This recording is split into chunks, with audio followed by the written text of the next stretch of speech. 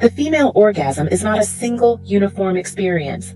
It can vary widely not only from woman to woman, but also depending on the type of stimulation. Many women can experience different kinds of orgasms through stimulation of different areas, including the clitoris, vagina, G-spot, cervix, anus, and even the nipples.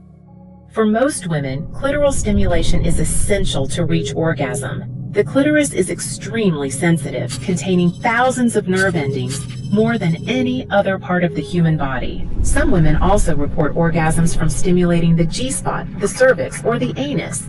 And in some cases, nipple stimulation alone can produce strong arousal and even orgasm. This happens because nipple stimulation activates the genital sensory cortex in the brain, the same area stimulated by clitoral or vaginal arousal. When a woman becomes aroused, several physiological changes occur. Blood flow increases to the genital area, making it more sensitive. Heart rate and breathing speed up.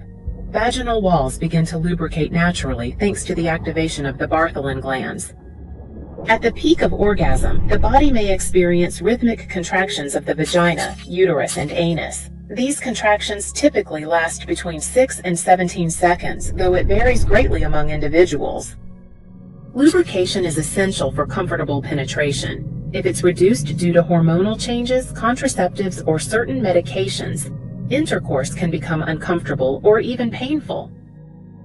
Because orgasm is both a physical and psychological response, emotional and mental factors can influence it significantly. Some women may need to feel loved, safe, or emotionally connected in order to climax. Stress, anxiety, or trauma can also inhibit orgasm entirely. Unlike men, many women are capable of experiencing multiple orgasms in a row without requiring a recovery period.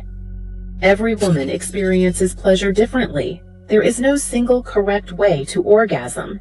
Understanding and respecting these differences is essential for a fulfilling and healthy sex life.